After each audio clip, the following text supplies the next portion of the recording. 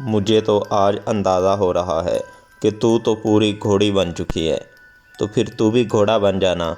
वो जल्दी से अजीब तरंग में बोली। मैं घबरा सा गया। झेंपती हुई हंसी के साथ बोला, तू भी जल्दी है, भला मैं घोड़ा कैसे बन सकता हूँ। अभी मैंने इतना ही कहा था कि सहन का दरवाज़ा खुलने की आवाज़ आई। वो यकदम सीधी होकर बैठ गई और जल्दी से अपना दुपट्टा दुरुस्त करने लगी। ताई आ चुकी थी। मैं भी रोटी खा चुका था।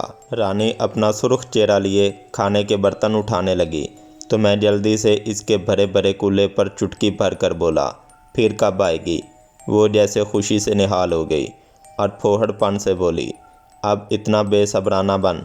ये कहकर वो चली गई। मैंने सुख का सांस लिया और चारपाई पर दराज हो गया। रानी को अगरचे अपने गले पड़वाना ख़तरनाक था, मगर ये सब ज़रूरी था। वो हथेली इस तरह ही शीशे में उतर सकती थी। वो अब तक मुझे उल्लू बना रही थी और मैं उल्लू बनकर इसे उल्लू बल्कि गधी बनाने के चक्रों में था। मैं इससे मोहब्बत और प्यार का खेल खेल कर इसके मुंह से उगलवाना चाहता था कि आखिर वो इस मरदूद शैतान के शतूंगड़े जगदेश को कैसे जानती थी। नीज़ इसे सोनी और मेरे जगदेश के ख़िलाफ़ अज़ाइम का किस तरह इल्म हुआ था। रात हुई तो रानी दोबारा नाजिल हो गई। हस्बे मामूल इसके हाथ में दूध का गिलास था। मैं अंदर से घबराया क्योंकि इस दूध में न जाने वो क्या घोल कर लाती थी कि जिसे पीते ही मेरा दिल बेख्तियार रानी की तरफ खींचने सा लगता था। मैंने भी इस दूध को हाथ नहीं लगाया। ले दूध पी ले मेरे घोड़े, वो फिर फैलने लगी। मैं अपनी नज़रों में इसके लिए मोहब्बत के समंदर मौजन करते हुए मुस्कुरा कर बोला, दूध भी पी लूँगा, ला इधर। ये कहकर मैंने इससे दूध का गिलास लिया और करीब दरी छोटी सी तपाई पर रख दिया। वो ज़रा बेचैन हो गई और कहने लगी, नहीं, पहले ये दूध पी ले। मैंने इसका नरमोगदाज हाथ पकड़ लिया और इसे एक झटका देकर अपनी तरफ खींच लिया। फिर मजबूरन थोड़ी सी जसारत भी कर डाली और बोला, दूध भी पी लूँगा, अभी मेरा दिल नहीं चाह रहा। ज़बरदस्ती पिलाएगी तो उल्टी आ जाएगी मुझे। कल भी ऐसा ही हुआ था। तू ज़बरदस्ती दूध पिला गई तो बाद में मुझे उल्टी आ गई थी। फिर वादा कर मेरे जाने के बाद पी लेगा। हाँ हाँ वादा। मैंने झूठा वादा किया और वो मुतमईन नज़र आने लगी। फिर मेरी तरफ देखकर गहरे लहजे में बोली, शौके, तो फिर तू कब बात कर रहा है अम्मा अब्बा से। मैं इसकी बात का मतलब समझने के बावजूद तजाहिल आरफाना से काम लेते हुए अनजान बनकर बोला, कैसी बात। ओह, तू भी झल्ला है पूरा। अपनी और मेरी ब्याह दी गल कर। अच्छा, अब मगर वो जिन। मैंने खौफज़दा नज़र आने की एक्टिंग की तो वो झिंझला कर बोली, ए तू की जिन जिन दी रट ला रखी है। तो और क्या फिर, भला तुझे कैसे मालूम हुआ मैं किसी दिग्देश नामी जादूगर से लड़ने के लिए बाबा कमाल शाह के पास आज मिलने गया था। मैंने झट मतलब की बात नोक ज़ुबान पर लाते हुए कहा। मेरी तावील पर इसके चेहरे के तस्सुरात लम्हा भर को बदले। फिर वो मेरी बात को हंसी में उड़ाते हुए बोली, तू तो बड़ा डरपोक है। घोड़ा तो बहुत बहादुर होता है। हाँ, ख़तरा भांप कर वो दौड़ना भी बहुत तेज़ जानता है। मैंने भी हंसकर हंसी में उड़ाते हुए इससे कहा। वो हंसने लगी। वो काफ़ी फरब्बा नज़र आने लगी थी, मगर इसके फरब्बा माइल जिस्म में एक सनसनी आमेज़ दिलकशी थी। मगर मेरे लिए इसमें कोई कशिश ना थी, क्योंकि मेरे सनम खाना दिल में एक ही सूरत सजी हुई थी और वो थी सोनी की, मनमोनी सोनी की। ताहम मैं फ़ौरन संजीदा होते हुए मतलब की बात पर आकर बोला, रानी, मैं सही कह रहा हूँ।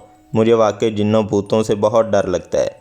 ऐसा ना हो तेरा आशिक जिन मेरा बैरी हो जाए। नहीं, वो मेरा दोस्त है। मैं तुझे यकीन दिलाती हूँ कि वो तुझे कुछ नहीं कहेगा, रानी ने कहा। मैं बदस्तूर अपनी अदाकारी पर अड़ा रहा। मुझे तो तुझसे भी डर लगने लगा है। जिन्नों भूतों से तेरी दोस्ती होने लगी है ना। तू समझता क्यों नहीं आखिर शौके, वो ज़िज होकर बोली। और मैं चाहता भी यही था कि इसे इस कदर ज़िज कर डालूं कि वो बेख्तियार मुझे वो सब कुछ बताने पर माइल और रज़ामंद हो जाए जो मैं इस चलतरबाजी से उगलवाना चाहता था। मगर वो भी एक काइयाँ थी। मेरी तरफ पुरतशवीश निगाहों से घूरते हुए बोली, वे शौकिया, ज़्यादा बनने की कोशिश ना कर। अगर तू जिन्नों भूतों से इतना ही डरता है तो फिर जगदेश जैसे इतने बड़े जादूगर से क्यों लड़ना चाहता है, और वो फिर सोनी जिसे तू इसके चुंगल से छुड़ाने का इरादा रखता है। अब मेरे ज़िद होने की बारी थी, इसलिए मैंने भी झुझके दिए बगैर उससे कहा, دیکھ رانی، سونی محض ایک خواب ہے جو مجھے ایک پراسرار کھنڈر میں دکھائی دیتی آ رہی ہے۔ وہیں میں نے ایک آنکھ والے جانور جگدیش کو بھی دیکھا تھا۔ یہ خواب پچھلے کئی دنوں سے مجھے لگاتار آ رہے ہیں۔ بھلا خواب کا حقیقت سے کیا تعلق؟ مگر میں ضرور بے چین تھا، اور یہ بے چینی کسی اور جذبے کے تحت نہیں، بلکہ یہ ایک میرے لیے پریشان کن بے چینی ہے جس کا میں کھوج لگانا چاہتا تھا۔ اس لیے میں بابا کمال شاہ سے آج ملنے گیا تھا، کیونکہ گاؤں ہی میں کسی سے میں نے سنا تھا کہ بابا کمال شاہ خوابوں کی تعبیر بتاتے ہیں۔ مگر جب میں ان سے مل کر اپنا خواب بیان کیا تو انہوں نے ہنسی میں میری بات اڑاتے ہوئے بتایا کہ میرے اس خواب کی کوئی حیثیت نہیں ہے۔ پیٹ کی خرابی یا بد ہضمی سے بھی ایسے ڈراؤنے خواب آتے ہیں جن کی سرے سے کوئی حقیقت نہیں ہوتی۔ میں نے اپنی طرف سے ایک جھوٹ کرتے ہوئے بڑی صراحت کے ساتھ رانی کو بتایا تو اس کے چہرے پر ایک سکون بخش طمانینت سی بسر گئی، اور وہ پھر بولی، میں نے تجھ سے پہلے ہی کہا تھا کہ یہ سب جھوٹ ہے۔ نہیں رانی، بس میرے دل میں ایک پھانس اٹک گئی ہے۔ میں چاہتا ہوں تو سچ سچ مجھے بتا دے، اور تو جانتی ہے کیونکہ تجھے بھی جناتی دورے پڑتے رہے ہیں۔ دیکھ رانی، محض تسلی کی خاطر بتا دے تاکہ میرا دل بھی مطمئن ہو جائے۔ اگر یہ سب سچ ہے تو میں چپ ہو کر وہیں بیٹھ جاؤں گا اور تجھ سے شادی بھی کر لوں گا۔ میں نے اسے لائن پر لانے کی غرض سے اس کی منت کی۔ میں نے دیکھا میری سیر حاصل گفتگو سن کر اس کے چہرے پر ایک لمحے کو پرسوچ سی خاموشی چھا گئی۔ میں نے لوہا گرم جان کر آخری چوٹ بھی لگائی اور بڑی محبت سے رانی کا ہاتھ پکڑ لیا اور اسے اپنے قریب بٹھا کر بڑے رسان سے دوبارہ بولا، رانی، کیا تو میری خاطر اتنا بھی نہیں بتا سکتی؟ دیکھ، میں تو اب تجھ سے کتنا پیار کرنے لگا ہوں۔ یہ کہہ کر میں نے اسے رجھانے کے لیے ہلکی چھیڑ چھاڑ کی تو وہ بالکل پگھل کر رہ گئی۔ پھر لمبا گہرا سانس کھینچ کر بولی، اچھا تو پھر سن، مگر ٹھہر، مجھے شروع سے بتا۔ پہلے یہ کہ تجھے واقعی جن چڑھتا تھا اور تو اتنے دن بغیر بتائے اچانک کہاں غائب ہو گئی تھی؟ میں نے اسے کھل کر ابتدا سے تفصیل سنانے پر اکسایا۔ ہاں ہاں، بتاتی ہوں شروع سے۔ شوقے، میں واقعی تجھ سے بہت محبت کرتی ہوں۔ وہ جناتی دورے محض ایک ڈرامہ تھا جو میں جان بوجھ کر اپنے اماں ابا کو تنگ کرنے کے لیے کیا کرتی تھی، تاکہ وہ میرا اشارہ سمجھ کر میرا بیاہ تجھ سے کر ڈالیں۔ کیونکہ جوان لڑکی کو جب جن چڑھنے لگ جائیں تو اس کا سیدھا سادہ مطلب شادی ہی ہوتا ہے۔ مگر میرے اماں ابا تو بیچارے بالکل کورے نکلے۔ ادھر تو بھی بالکل کٹھور بن گیا تھا اور مجھے گھاس بھی نہیں ڈالتا تھا۔ پھر ایک روز میں رات کو اپنے کمرے میں بری طرح بے چین ہو کر آہیں بھر رہی تھی تو اچانک ایک سایہ میں نے دیکھا۔ میں ڈر گئی، مگر دوسرے ہی لمحے میرے کانوں میں ایک سرگوشی ابھری۔ کوئی مجھ سے کہہ رہا تھا، اگر وہ میرے ساتھ چلنے پر راضی ہو جائے تو تیرا شوقہ، یعنی تیری محبت تجھے مل جائے گی۔ میں پہلے ہی تیرے لیے تڑپ رہی تھی، اس لیے میں نے خوفزدہ ہونے کے باوجود حامی بھر لی اور اس سائے سے کہا، میں اپنی محبت حاصل کرنے کی خاطر آگ میں بھی کود سکتی ہوں، تو مجھے جہاں چاہے لے جا سکتا ہے۔ میرے حامی بھرتے ہی اس سائے نے سرگوشی میں مجھ سے کہا کہ میں آنکھیں بند کر کے 3 بار یہ کہوں، اے منحوس گہرائیوں کے بے تاج بادشاہ، مجھے کولی باولی تک پہنچا دے۔ پھر میں نے اس طرح لیٹے لیٹے 3 بار ہی ایسا کہا، اے منحوس گہرائیوں کے بے تاج بادشاہ، مجھے کولی باولی تک پہنچا دے۔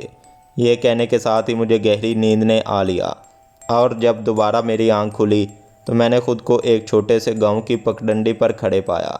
میں چونکہ خود اس وقت تجھے حاصل کرنے کے لیے باولی ہو رہی تھی، اس لیے میرے ڈر اور خوف پر تیری محبت کی فرزانگی طاری تھی۔ چنانچہ میرے قدم خود بخود آگے اٹھنے لگے۔ میں جیسے کسی نادیدہ قوت کے زیر اثر تنویمی انداز میں آگے بڑھتی چلی جا رہی تھی۔ راستے میں مجھے ایک سفید گھوڑی پر سوار شخص ملا۔ وہ اپنے حلیے سے اس گاؤں کا کوئی چودھری یا نمبردار لگتا تھا۔ اس نے مجھے دیکھا تو میرا راستہ روک لیا اور گھوڑی سے اتر کر کڑکدار لہجے میں مجھ سے بولا، کڑیے، کدھر جا رہی ہے اور کون ہے تو؟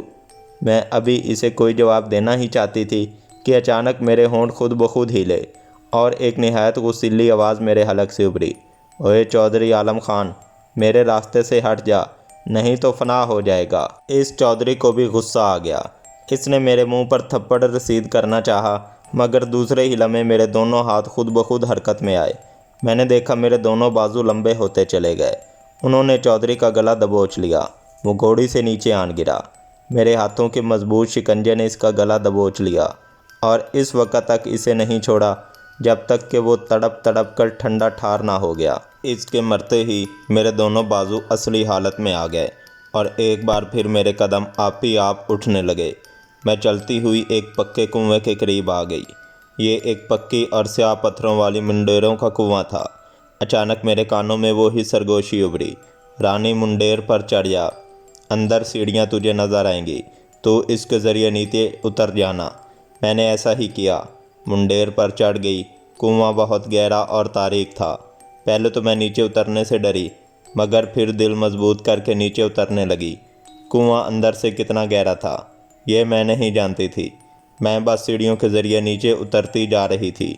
بالآخر کافی گہرائی تک اترنے کے بعد سیڑھیاں اچانک ختم ہو گئیں۔ اب میرے چاروں طرف گھٹا ٹوپ تاریکی تھی اور اوپر کنویں کا کھلا منہ بھی چھوٹا نظر آ رہا تھا۔ میں پریشان ہو گئی کہ اب کیا کروں۔ بالآخر وہی پر اسرار سرگوشی ایک بار پھر میری سماعتوں میں گونجی، پاگل لڑکی، سیڑھیوں سے اب نیچے کود جا، کنویں کی زمین تمہارے قدموں سے نزدیک ہے۔ میں نے چھلانگ لگا دی۔ میرا خیال تھا کہ کنویں کی تہہ تک زمین چند فٹ کی گہرائی میں ہوگی، مگر دوسرے ہی لمحے میرے حلق سے بھیانک چیخ نکل گئی۔ میں کنویں کی تنگ و تاریک اور محدود فضا میں نیچے ہی نیچے گرتی چلی جا رہی تھی۔ میرے دہشت کے مارے ہوش اڑ گئے اور پھر مجھے کوئی ہوش نہیں رہا۔ رانی اتنا بتا کر خاموش ہو گئی۔ میں بڑے اشتیاق اور جوش کے ساتھ اس کی یہ ساری اسرار بھری روداد سن رہا تھا۔ اس کے خاموش ہوتے ہی میں نے بے چینی سے کہا، پھر کیا ہوا؟ آگے بتانا رانی۔ وہ تھوڑی دیر سانس لینے کے بعد پھر بولنا شروع ہوئی۔ مجھے جب ہوش آیا تو خود کو ایک ویران کھنڈر میں پایا۔ میں ایک پتھریلے چبوترے پر چت لیٹی ہوئی تھی۔ میرے آس پاس چاندنی پھیلی ہوئی تھی۔ وہ دیوار سے کہیں سالی ٹپک رہی تھی۔ میں اٹھ کر بیٹھ گئی اور حیران و پریشان نظروں سے چاروں طرف دیکھنے لگی۔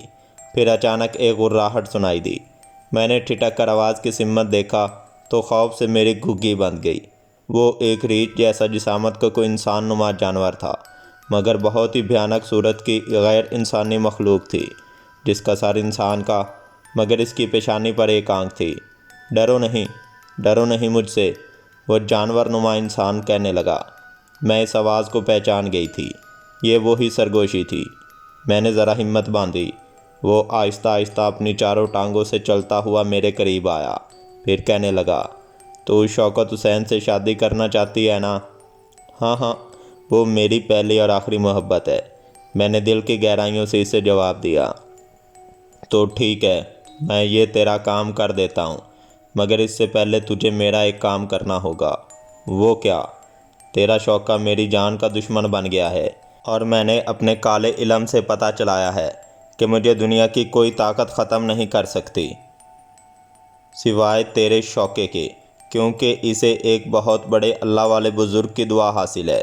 میں اس کی بات پر ڈر سی گئی، کیونکہ میں سمجھی وہ شاید خدا نخواستہ مجھے تیرے خلاف استعمال کرنا چاہتا ہے، مگر وہ جیسے میرا خیال بھانپ کر بولا، تو فکر نہ کر، میں تیرے شوکت کو کچھ نہیں کہوں گا، تو بھی اسے کہہ دے کہ مجھ سے ٹکر لینے کی کوشش نہ کرے۔ میں اس کے صلے میں تمہیں اتنی ساری دولت دوں گا کہ تم دونوں آپس میں بڑی دھوم دھام سے شادی کر سکتے ہو اور ساری زندگی خوش و خرم گزار سکتے ہو۔ میں اس کی بات سن کر خوش ہو گئی، مگر پھر مایوسی سے بولی، مگر شوکت تو مجھے بالکل گھاس نہیں ڈالتا، مجھ سے شادی نہیں کرے گا، میری بات کب مانے گا بھلا؟ وہ کہنے لگا، میں تجھے ایک سفوف دوں گا، تو اسے 12 راتوں تک دودھ میں تھوڑا تھوڑا گھول کر پلاتی رہنا، اور پھر ہر وقت تیرے نام کی مالا جپے گا۔ میں خوش ہو گئی، مگر وہ دوسرے لمحے بولا، مگر وہ سونی نامی لڑکی کے عشق میں مبتلا ہوگا، کیونکہ اس اللہ والے بزرگ نے خواب میں میری یہ نگری کا نظارہ دکھایا ہے، اس لیے تجھے بڑی ہوشیاری سے کام کرنا ہوگا۔ میں نے اس سے سفوف لیا اور حامی بھر لی۔ اس نے مجھے آنکھ بند کرنے کو کہا۔ پھر جب دوبارہ آنکھ کھلی تو میں اپنے گاؤں کی پگڈنڈی پر کھڑی تھی۔ وہ اتنا بتا کر خاموش ہو گئی۔ میں اس کی داستان سن کر دم بخود رہ گیا۔ مجھے اب خیال آیا کہ میں نے گزشتہ رات جو دودھ پیا تھا، اسے پی کر میرا دل کیوں رانی کی طرف راغب ہوا تھا۔ تاہم میں حیرت سے بولا، رانی تو بہت دنوں تک گھر سے باہر رہی تھی، اس کی کیا وجہ ہے؟ پتہ نہیں، मैं खुद हैरान थी कि इतनी थोड़ी देर के लिए इतने दिन गुजर गए। वो कहने लगी, मैं समझ गया ये इसकी जादू नगरी का ही शाखसाना होगा। मैं सोचने लगा कि जगदेश की इस बदनगरी का ताल्लुक़ कहीं इन मनहूस गहराइयों से तो नहीं था जिसके बारे में कमाली शाह बाबा ने निशानदही की थी। इसका मतलब था मरदूद जगदेश पाताल में रहता था और इस तरफ जाने का रास्ता वो कौली बौली थी जिसके ज़रिए रानी इन मनहूस गहराइयों में उतरकर इसकी बदनगरी तक पहुंची थी। यह सोचकर मेरी आंखें कामयाबी के एहसास से चमकने लगीं। मुझे काफ़ी देर तक किसी गहरी सोच में डूबे देखा तो वो कहने लगी, क्या सोचने लगा शौके? हाँ कुछ नहीं, मैं चौंक कर बोला। तो वो बड़े रसान से मेरे हाथ थाम कर बोली, शौके देख, अब तू जगदेश का पीछा छोड़ देगा ना? पता है वो हमें बहुत ढेरों सारी दौलत भी देगा। मैंने अपने गुस्से को काबू किया और बज़ाहिर खुश होकर इससे बोला, अच्छा ये बात है, पर तूने पहले ये क्यों नहीं बताया मुझे? क्या ज़रूरत पड़ी है मुझे इतने बड़े जादूगर जगदेश से टक्कर लूँ? पर वो ढेर सारी दौलत देगा कब? मैंने जानबूझकर ललचाए हुए लहजे में कहा। वो भी खुश होकर बोली, तू सच कह रहा है शौके? तो फिर मुझसे शादी करेगा ना अब? हाँ हाँ क्यों नहीं, पहले तो बहुत सारी दौलत लेकर तो आ ताकि हम शहर जाकर अपना बड़ा सा घर बना कर रहें। मैंने कहा। रानी खुशी से दीवानी हो गई। मैंने इसे वापस इसके कमरे में भेज दिया और ख़ुद चारपाई पर लेट गया। अगले दिन मैं अलग सुबह उठा तो कोई बाहर दरवाज़े को बुरी तरह बजा रहा था। मैं हड़बड़ा कर उठा। ताया भी जाग चुके थे। उन्होंने आगे बढ़कर दरवाज़ा खोला तो बाहर पुलिस खड़ी थी। मैं भी जब तक सहन में पहुंच चुका था और गांव के मुतलका थाने का हवालदार चौधरी करीम दाद खड़ा था। इसके साथ पुलिस के 4-5 एहलकार भी मौजूद थे। आसपास के कुछ लोग भी वहां इकट्ठे हो गए थे। ओए बाबा जी, ज़रा अपनी हलाकू खान थी रानी को बाहर निकाल, हवालदार करीम दाद ने जमे हुए लहजे में ताया से कहा। फिर इनके अकब से मुझ पर नज़र पड़ते ही इसने मुझे भी झटकेदार लहजे में बुलाया। ओए माठे, तू भी ज़रा बाहर आना। मैं हैरान और परेशान बाहर निकला तो पुलिस वालों ने मुझे फ़ौरन हथकड़ियाँ पहना दीं। मारे ज़िल्लत और परेशानी के ताया जान बिल्कुल गंग होकर रह गए थे। इनसे कुछ बोला ही नहीं जा रहा था। इतने में रानी भी चादर संभाले बाहर निकल आई और धुआंधार लहजे में हवालदार करीम दाद से बोली, क्यों मेरे शौके को गिरफ़्तार किया तुम लोगों ने? ओ माठी, ज़रा हौले, ये तीर तफंग मैं तेरे थाने ले जाकर ही निकालूंगा, हवालदार ने तंजिया लहजे में कहा। फिर अपने करीब खड़े पुलिस वालों को रानी को भी हथकड़ियाँ लगाने को कहा। पुलिस वाले फ़ौरन हरकत में आए। रानी को हथकड़ी लगी तो अंदर से ताइबी सीना को भी करती हुई बाहर आ गई, मगर पुलिस हमें जीप में बिठाकर सीधा थाने ले आई। वहाँ एक और बड़ी सी जीप लैंड क्रूज़र खड़ी थी और 2 ऊंचे शिमले वाले लंबे तिरंगे लहीम शहीम आदमी खड़े थे। उन्होंने काटन की कलफदार शलवार कमीज़ पहनी हुई थी और इनकी बगल में होलिस्टर भी झूल रहे थे। 4-5 मज़ीद आदमी भी वहां बंदूकें थामे इनके आसपास मौजूद थे। इन दोनों आदमियों के चेहरे गुस्से के मारे लाल भभूका हो रहे थे। जीप रुकी और हमें जब नीचे उतारा गया तो वो दोनों ऊंचे शिमले वाले खरांट आदमी हमारी तरफ बढ़े। फिर मुझे और रानी की तरफ खूंखार नज़रों से घूरते हुए हवालदार चौधरी करीम दाद से बोले, हवालदार साहब, इन दोनों को हमारे हवाले कर दो, हम जाने हमारा काम जाने। और नहीं छोटे चौधरियों, इन दोनों से तो मैं खुद ही निपटूंगा अच्छी तरह। ज़रा इनसे ये भी पूछो तो इनको चौधरी हशमत ने कितना रुपया दिया था जिसके लालच में इन दोनों हरामियों ने हमारे सोने बाबा का इस बेदर्दी से कत्ल करने की जुर्रत की। दूसरा ऊंचे शिमले वाला शख्स उबलती आंखों के साथ ही घूर कर हवालदार से बोला। मैं और रानी हक्का बक्का खड़े इनका मुंह तके जा रहे थे। देख तो ज़रा कैसे बीबे बने देख रहे हैं, जैसे उन्होंने कुछ किया ही नहीं। चलो आओ सब अंदर, अभी तफ्तीश हो जाती है, हवालदार ने कहा। फिर हम सब लोग अंदर एक बड़े कमरे में आ गए। यहाँ सामने एक बड़ी सी मेज़ और इसके गिर्द 2 कुर्सियाँ धरी थीं। हवालदार करीम दाद ने बड़े एहतराम से इन दोनों चौधरी टाइप आदमियों को बैठने के लिए कहा। मैंने देखा अब रानी भी खासी घबराई हुई और परेशान सी नज़र आ रही थी। इसकी सारी नस्वानी अकड़फूँ हवा हो गई थी। मैं और रानी आनी जेवर पहने मुजरमों की तरह हैरान व परेशान खड़े कभी हवालदार चौधरी करीमदाद का चेहरा देखते तो कभी दोनों कुर्सियों पर विराजमान इन दोनों ऊंचे शिमले वाले चौधरियों को तकने लगते, जो अब अपनी कुर्सियों का रुख हमारी जानिब फेरे खूनखार नज़रों से हमारी तरफ खा जाने वाले अंदाज से घूरे जा रहे थे। इन दोनों के 4 राइफल बरदार हवारी भी इनके पास ही मुस्तैद और मुद्देबाना खड़े थे। मैंने ज़रा हिम्मत करके हवालदार से पूछा, हवालदार साहब, आखिर हम दोनों को आपने किस जुर्म में? हे जुर्म के बच्चे, मुंह बंद रख अपना। अचानक एक चौधरी गुस्से से धाड़ कर बोला। फिर अपने करीब खड़े इन चारों में से एक को कड़कदार लहजे में मुखातिब करके बोला, ओए जमाले, जा ज़रा बाबा फ़कीर दीने को बुला के ला। वो बाहर के अपनी बीबी के यार के साथ खड़ा है। टुर छेती नाल। जमाला नामी वो हमारी जी छोटे आया नू कहता हुआ चुक उठाकर बाहर निकल गया। हवालदार खामोश बैठा था। ऐसा लगता था जैसे थाने में इसकी बजाय इन दोनों चौधरियों का हुक्म चलता हो। ज़रा ही देर गुजरी थी, वो ही जमाला नामी शख्स, जिसका नाम यकीनन जमाल ही था, एक मुनहनी से उम्र रसीदा शख्स को दबोचे ले आया, जैसे इसने भी कोई जुर्म किया हो।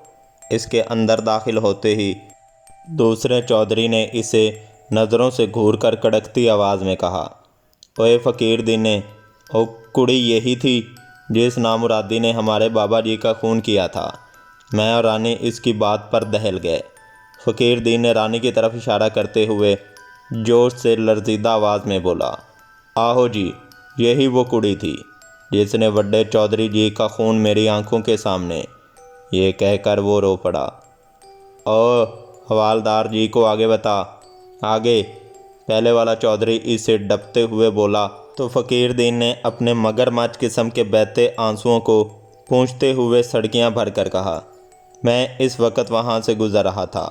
मैंने देखा ये हरामजादी रानी वड्डे चौधरी जी का गला दबोच रही थी।